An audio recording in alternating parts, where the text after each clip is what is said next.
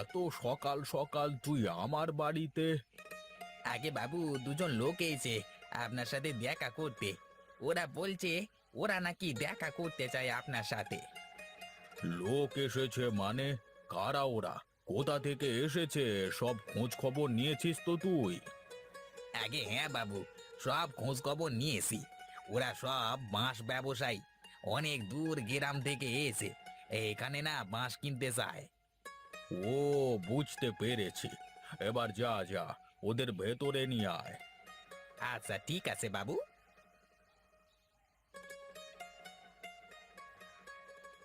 এই যে দাদারা, আপনারা ভেতরে আসুন, আসুন আসুন, ভেতরে আসুন।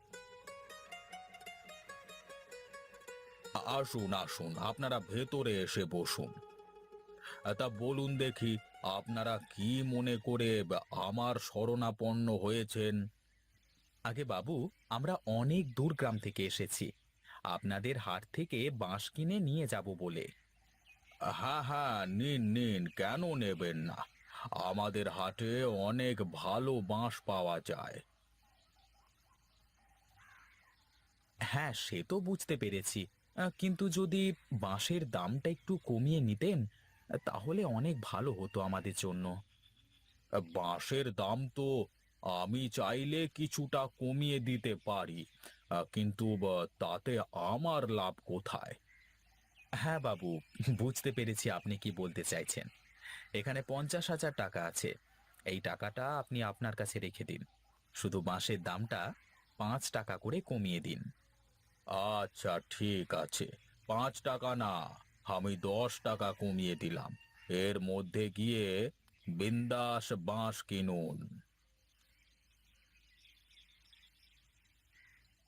বাবু, ওরা 5 টাকা কমাতে বললো, আর আপনি 10 টাকা কমিয়ে দিলেন কেন? আরে পাগল, এখন 10 টাকা কমিয়ে দিচ্ছি, কাল হাটে গিয়ে 5 টাকা বাড়িয়ে দেব। তাহলে পাবলিকও খুশি, ব্যবসায়ীরাও খুশি। হ্যাঁ, সত্যি বাবু, আপনার মাথায় অনেক বুদ্ধি আছে বলতে হবে।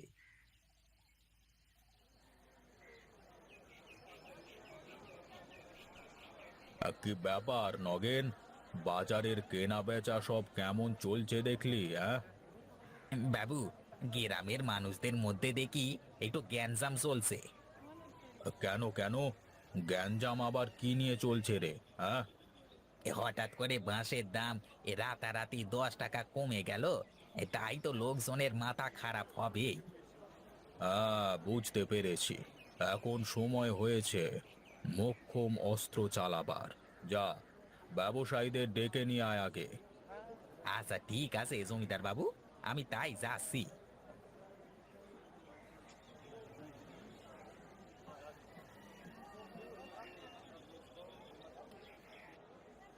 বাবু, আপনি কি ডেকেছেন আমাদের? হ্যাঁ, আপনারা বলেছিলেন মালের দাম 5 টাকা কমাতে, কিন্তু আমি 10 টাকা কমিয়ে দিয়েছিলাম। এখন পাবলিক বড় তেতে গেছে। হ্যাঁ, তো আপনারা মালের দাম 5 টাকা বাড়িয়ে তারপরে কিনুন। আচ্ছা, এই ব্যাপার, ঠিক আছে, কোনো সমস্যা নেই, আমরা 5 টাকা বাড়িয়ে দিচ্ছি।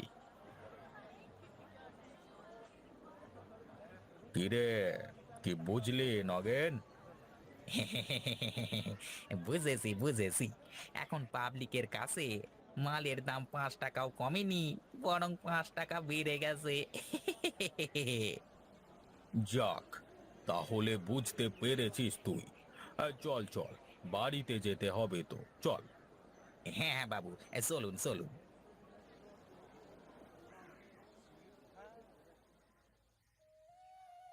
না, এইবার মনে হয় আমাদের এই গ্রাম ছেড়ে চলে যেতেই হবে, তা না হলে আর হচ্ছে না। কেন রে, এই গ্রাম আবার তোর কি করেছে? সেই ছোটবেলা থেকে এই বাঁশ গ্রামে বাস করে বাঁশ ছাড়া আর তো কিছুই খেলাম না। হ্যাঁ রে, ছোটবেলা থেকে দেখে আসছি যে সবাই এই বাঁশের ব্যবসা করে বাঁশ খাচ্ছে। হ্যাঁ রে, আমি তো আর সাধে বলছি না যে এই গ্রামটা ছেড়ে দেব। এই সমস্যা যখন হয়েছে, সমস্যার সমাধান করো। গ্রাম ছেড়ে চলে যাওয়াটা কোনো সমাধান নয়। তাহলে কি করব বলো তুমি? সেই ছোটবেলা থেকে দেখে আসছি, বাপ দাদা চাচা যারা আছেন সবাই বাঁশের ব্যবসা করছে। বাঁশ ছাড়া অন্য কিছুই তো মাথায় আসে না। সবার আগে এটা বলো, তুমি আজ এত চটে আছো কেন গোপাল দাদা? আর সে কথা আর বলো না। এক গাড়ি বাঁশ নিয়ে গিয়েছিলাম হাটে, সেগুলো বেচবার জন্য। কিন্তু কাণ্ড দেখো, বাঁশ বিক্রি করে গাড়ি ভাড়া আর শোন খরচ করতেই টাকা শেষ। হ্যাঁ, তা ঠিক বলেছো। এবারে বাঁশের দামটা অনেক কম। এভাবে চলতে থাকলে গ্রামের মানুষ বড্ড বিপদে পড়ে যাবে।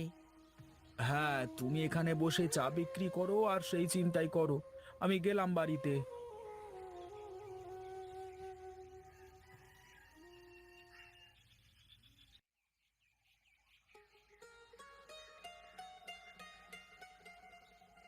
মিনু, মা মিনু, কোথায় তুই? এইদিকে আয় তো মা, আমাকে এক গ্লাস পানি দিয়ে যা। এই নাও বাবা, গরম গরম পকোড়া খাও। এখন আবার পকোড়া কে বানালো রে মা? আমি বানিয়েছি বাবা। এর আগের মাসে আমি শহরে ফুপুদের বাড়িতে বেড়াতে গিয়েছিলাম না, আমি সেখান থেকে এই পকোড়া বানানো শিখে এসেছি। খেয়ে বলো তো কেমন হয়েছে। হ্যাঁ হ্যাঁ, দেখি আমার মা কেমন পকোড়া বানালো। আরে বাস, এত সুন্দর স্বাদের পকোড়া আমি তো কোনোদিন খাইনি। কি দিয়ে বানিয়েছিস তুই মা এই পকোড়া? বাবা, আমি এটা কচি বাঁশ দিয়ে বানিয়েছি। অনেক সুন্দর হয়েছে রে মা। আমি আমার জীবনে অনেক ধরনের পকোড়া খেয়েছি, কিন্তু এমন স্বাদের পকোড়া এই প্রথম খেলাম। সত্যি বাবা, পকোড়া খুব ভালো হয়েছে। হ্যাঁ রে মা, অনেক ভালো হয়েছে। ভালো তো হবেই। ফুপিদের বাড়ির পাশে বাঁশের পকোড়ার একটা দোকান আছে। সেখানকার পকোড়া খাওয়ার জন্য মানুষ লাইন দিয়ে দাঁড়িয়ে থাকে। তুই কিন্তু একটা ভালো বুদ্ধি দিয়েছিস রে মা। একটা কাজ করলে খুবই ভালো হবে। অনেকদিন ধরে ভাবছি কি করব। বাঁশের ব্যবসাতে আর কোনো লাভ হচ্ছে না তো। এক কাজ কর মা, আমাকে এই পকোড়া বানানো শিখিয়ে দে। আমি বাজারে পকোড়ার দোকান দেব। আচ্ছা বাবা, আমি শিখিয়ে দেব তোমাকে। আচ্ছা আচ্ছা, বেশ বেশ। কে যান গরম গরম পকোড়া, কে যান সুস্বাদু পকোড়া, কে যান।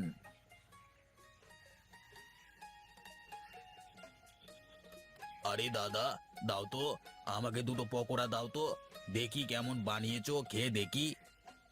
হ্যাঁ হ্যাঁ দাদা, এই নাও এই নাও। আরে বাস, দাদা, তোমার পকোড়া তো সেই স্বাদ গো। তা কি দিয়ে বানিয়েছো এমন পকোড়া? সে কথা আর বলছি না দাদা, এটা চরম গোপনীয়। কিভাবে বানাচ্ছি সেটা বলে দিলে তো আর আমার ব্যবসা থাকবে না দাদা। আরে তো এমনিতেই বললাম, কি দিয়ে বানাচ্ছো, কিভাবে বানাচ্ছো, এইসব আমার দেখবার দরকার নেই। হ্যাঁ, তুমি এক কাজ করো গো, আমাকে আরো 10টা পকোড়া দাও, বাড়িতে নিয়ে যাই, সবাই মিলে খাবে। হ্যাঁ হ্যাঁ দাদা, এই নাও। তা তোমার কত টাকা হয়েছে দাদা? 60 টাকা দাদা। আচ্ছা ঠিক আছে, এই নাও টাকা।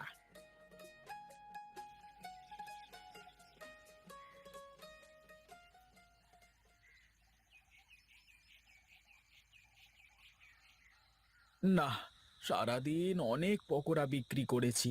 যাই, এখন বাড়িতে ফিরে যাই।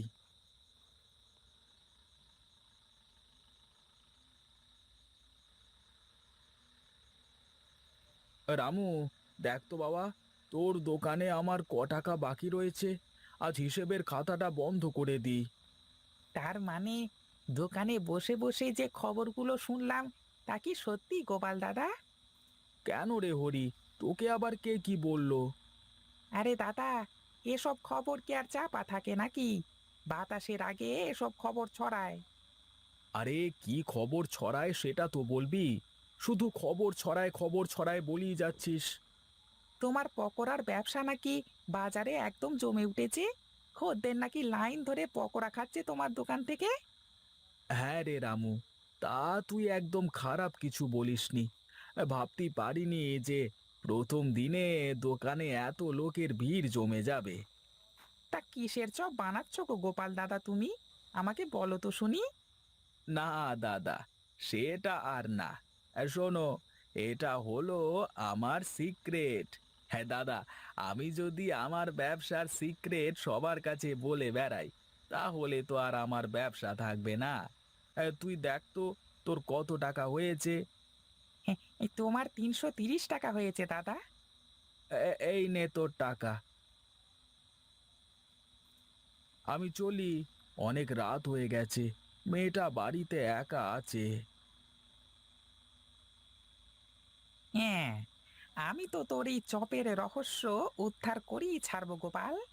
আজ রাতে আমি তোর বাড়িতে গিয়ে দেখে আসবো কি করে তুই এই পকোড়া বানাস। হে হে হে হে হে হে হে হে হে।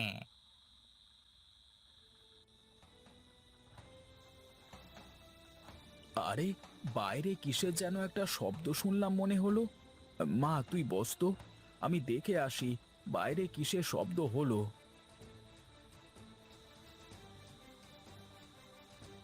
বুঝতে পেরেছি, কেউ হয়তোবা আমার বাড়িতে লুকিয়ে লুকিয়ে আমার পকোড়ার রেসিপি উদ্ধার করতে এসেছে। দাঁড়া, দেখাচ্ছি মজা। বুঝলি মিনুমা, আমরা যে মরিচ দিয়ে পকোড়া বানাচ্ছি, এ কথা কাউকে বলবি না কিন্তু। আচ্ছা বাবা, তাই হবে, আমি কাউকে বলবো না। আচ্ছা মা, ঘরে গিয়ে শুয়ে পড়, রাত অনেক হয়েছে তো। আচ্ছা, ঠিক আছে বাবা। এখন আমি আমার দোকানে পকোড়া বিক্রি করব, আর তোর মতো দোকানের সামনে লোকজনের লাইন লাগিয়ে দেব।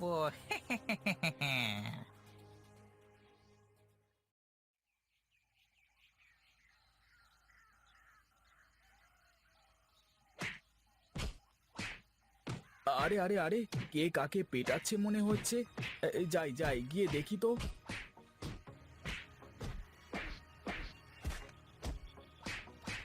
আরে দাদা, করছো কি, ছাড়ো ছাড়ো। আর মারলে বেচারা মরে যাবে, ছেড়ে দাও বেচারাকে। কি গো ভাই, তোমরা সবাই মিলে এই নিরীহ বেচারাকে মারছো কেন এভাবে? নিরীহ বেচারা? সালা অসারে মেরে দিয়ে চলে যাবে। মারবো না তো কি করব? এই বদমাইশটা আমাদের কাঁচা মরিচের পকোড়া খাইয়েছে জানো। এর জন্যই তো বলে, যেমন কর্ম তেমন ফল। পেটাও পেটাও, তোমরা পেটাও বেটাকে, আমি চললাম।